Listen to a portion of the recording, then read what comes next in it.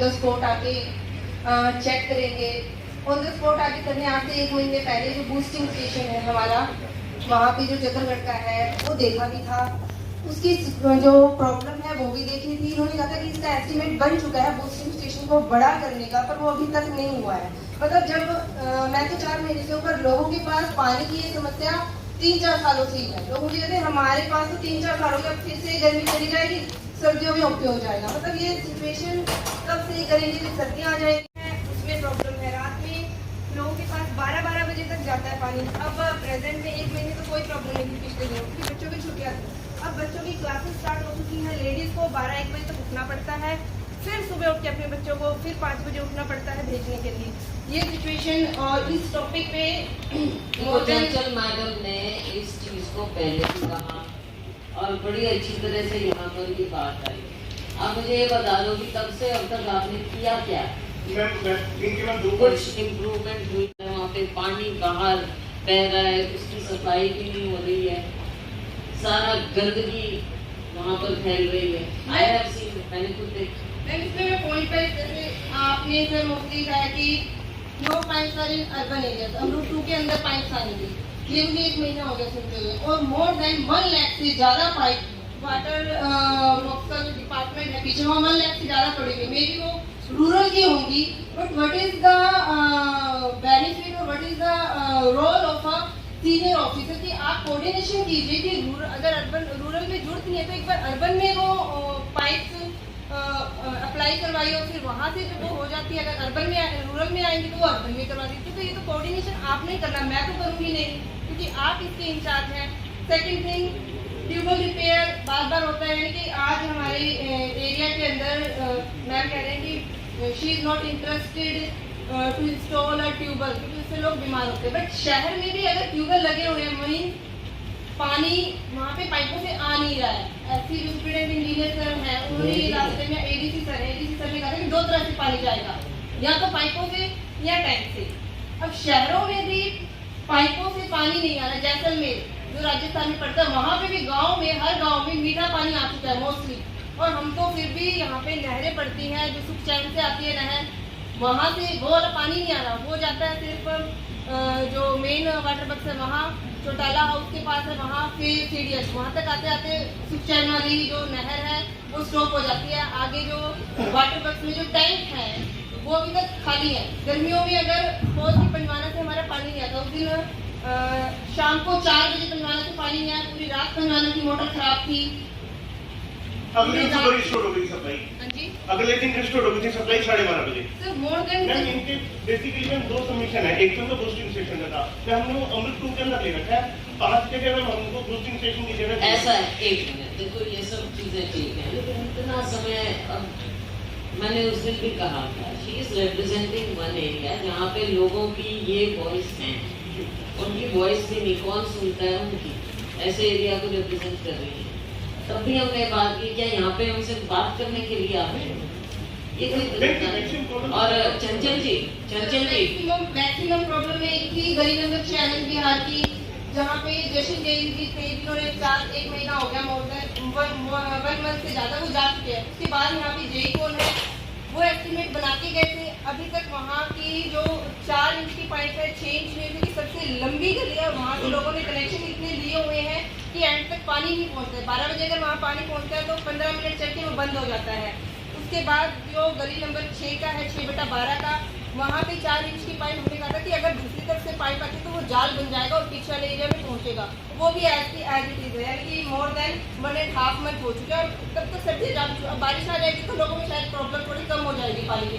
तो उस जस्टिस का फायदा है क्या जब वो डिले मिले तो कोई बेनिफिट नहीं रहेगा हमारे लिए। मैं वो सारी मीडिया पाइप को अमृत से कर देगा और उसके अंदर जब ये 12 का टेंडर लगता साथ ही साथ एक मिनट चंचल जी, देखो इन्होंने जितने विस्तार से बात बताई, आप उतने विस्तार से जवाब दो और कब तक टाइम बता दो उनको, तो कि उस टाइम तक होगा। और चंचल जी एक बात मैं आपको बताऊं, मैं ये नहीं कह रही हूँ कि मैं करवाऊंगी नहीं, मैं कह रही हूँ क्योंकि ये हेल्थ की बात है, लेकिन आप फिर भी मुझे कह रहे हो करना है, मैं कर दूंगी आपके लिए। मैं भी I don't have an issue. I am not in this favour. मैं हाँ। कह रही हूँ पाइपों के लोगों के पास हाँ। पहुंच जाए तो हमें इशू ही नहीं है फिर। अगर वो करना पड़ेगा उनको तो वो उसके लिए पैसे दे देंगे। पैसे की हमारे पास भी कमी नहीं है ऐसे कामों की। मैम जैसे माधोपुर शहर है उसके अंदर जैसे पॉकेट्स है ना, जैसे कीर्ति नगर का एरिया हो गया, तो वहाँ पर मैम बोरवेल से ही पानी जा रहा है आज के टाइम में। मतलब शहर के अंदर 3 बड़े तो वाटर जहाँ है वो कर देंगे। मैं वही कह रही हूँ कि जहाँ करना ही पड़ेगा तो वो कर देंगे, कोई दिक्कत नहीं है उसमें।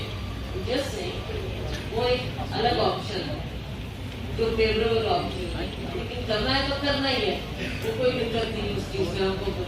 लेकिन इनका हल कब तक होगा आप इनको डिटेल में अभी सबके सामने बता दीजिए। मैम एक चीज ग्राउंड लेवल पे वाटर वर्क्स में आप कितनी बार सर्वे करने गए हैं? डू यू नो कि वहाँ के ट्यूबवेल 2 मंथ से अभी तक खराब है? डू यू नो कि वहाँ का जो वाटर वर्क्स का टैंकर है कौन से वाटर से बात कर रहे हैं आप? जो चित्रगढ़ के पास है, फाटक के पास, वो तो करवा दिया था ठीक है। उसके अंदर पंप जो है रिपेयर एक हुआ, एक अभी पेंडिंग है। 2 ट्यूबवेल अभी तक खराब है। वहाँ 4 ट्यूबवेल है जो 2 अभी प्रेजेंट है, 2 अभी 2 महीने से ही खराब है, क्योंकि अगर उसका पानी भी आता है तो उससे भी प्रेशर बढ़ता है और पीछे तक जाता है। 2 ट्यूबवेल अभी खराब है वहाँ। मैम उसमें कोई ट्यूबवेल का ऐसा इशू हुआ होगा कि वहाँ पे ट्यूबवेल का पानी खराब हो गया होगा, ऐसा कोई नहीं है। हमारे जो मेन जो वाटर वर्क्स में जो ट्यूबवेल चलते हैं वो चलते हैं मिनी सेक्रेटरी। तो ऐसा आप या तो खुद जाइए या किसी को भेजिए, मैं तो साथ लेके देखो। अब ये बार बार एक चीज आ रही है तो उसको करना तो पड़ेगा। सर, रात वो में भी 4 पूरे कॉन्फिडेंस से 4 कह रहे रात हैं में आप। वहाँ रही हूँ, मुझे पता है वहाँ पे। मैं वही पूछी आप चंचल ग्राउंड जी, लेवल पे मैं कितने मेरे साथ वहाँ विजिट पे? कर लेता हूँ। चंचल जी के आपसे खुद संपर्क करेंगे, खुद करेंगे आपसे मैं संपर्क करते सर तो और आए जाएंगे। बोलते 10 मिनट का कैसे? आपकी क्रेडिबिलिटी की है, ये actually- कोई बड़ी मैं मैम मेरी फैमिली में ये बात होनी नहीं चाहिए। हम 2:30 बजे की मैम की सप्लाई से पाई है। बात ये नहीं है। यू एक्सेप्टेड कि 2:30 बजे आती है रात में सप्लाई। मैं जगरी मेरे वार्ड की वो से बात कर रहे हो आप। You are accepted. चलो ठीक है चंचल जी, ये आपसे कुछ संपर्क करेंगे। एक लास्ट मैम, एक पंजवाना से जो डायरेक्ट लाइन आ रही है टैंकर्स में, पंजवाना से एक लाइन आ रही है, वो अभी स्टार्ट नहीं हुई है। हाँ जी। जो सीधा डायरेक्ट टैंकर में होगी। सपोज कि पंजवाना से अगर लाइन में कुछ प्रॉब्लम आती है पीछे से, तो हम टैंकर से भी इमरजेंसी वो ले सकते हैं। टैंकर अभी खाली है वाटर वर्क्स की, पंजवाना से डायरेक्ट आनी है वो पाइप, ऐसा कुछ है सुनते। आप मेरे को डिस्कस कर लेंगे, मैं बताऊंगा आपको। आप ये बताओ ये कब आए आपके ऑफिस में? मैम नहीं मिलूँ मैं इनसे और मैम आते आप टाइम फिक्स कर दो अब आज। मैम आते तब ये बात करते हो, उसके बाद तो ये इस मीटिंग के बाद ही डिस्कस करेंगे। ठीक है चंचल जी। उन्हें अब काम नहीं करते, वो काम नहीं करते, उनके घर में कोई नहीं है काम करता, बस उनका घर है। सिर्फ इस वजह से फैमिली आईडी में ऑटोमेटिक चढ़ाया जाता है। कई मिस्टेक है, उसके अंदर रिक्वेस्ट डाली जाती है, वो 1 महीने में चंडीगढ़ से होके आती हैं।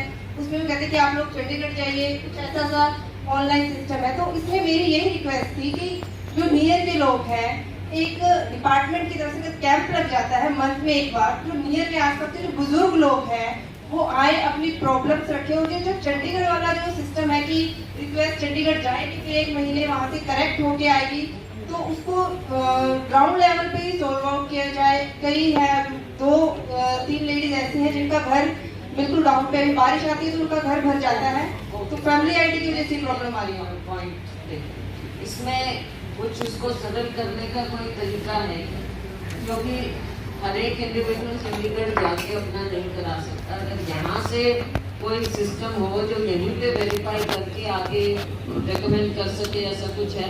अकेले कैसे जाते नहीं? मैम हमने वैसे तो कैंप लगाए हैं, अगर इनके वार्ड का है तो स्पेशल कैंप लगवा वैसे में लगा के आपके वार्ड में करवा देंगे, अगर कोई है कैंप लगवाने के बाद तो करवा। इसमें शायद 70 प्लस के जो थे ऐसा कुछ कैंप लगाए थे। पिछले कई बार में ऐसे चल रहा था जो वो अभी तो जो करंटली लगे थे वो तो कुछ स्पेसिफिक डाटा है वेरिफिकेशन में उसके कैंप थे। ये कई जगह पे कैंप्स किस अकॉर्डिंग लगे हैं सर? ये 70 प्लस एज के लगे हुए हैं। वो तो सिंगल मेंबर कुछ मेंबर थे, उनकी वेरिफिकेशन के लिए कैंप लगे।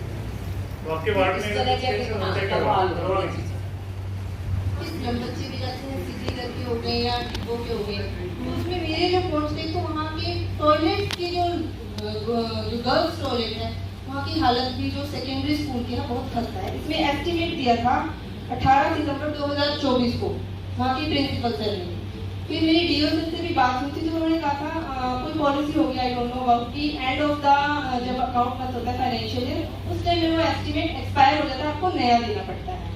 तो सितंबर से लेके एंड ऑफ द मार्च में उन्होंने टॉयलेट को ऐसे उन्होंने एस्टिमेट बना के भी दिया हुआ है बकायदा प्रिंसिपल ने, बॉयज और गर्ल्स टॉयलेट उसकी हालत करता है। सेकेंड मैम यहाँ पे 800 से 1000 बच्चे आते हैं, 2 शिफ्ट है यहाँ पे, मॉर्निंग शिफ्ट और इवनिंग शिफ्ट। उस बीच में जो बच्चे जो बड़े बच्चे हैं यानी 6 से लेके 8 से लेके 12 तक उनका मॉर्निंग शिफ्ट है, और जो बच्चे छोटे हैं उनकी शिफ्ट है लंच के बाद, यानी कि वो बच्चे धूप में आते हैं छोटे बच्चे।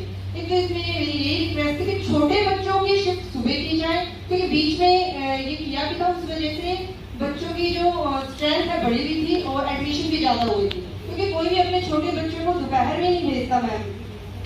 और मैम शिफ्ट के अंदर मैम जब वो आते हैं तो कोई प्लेस नहीं है कि बच्चे वहाँ शेड में आके खड़े हो जाएं।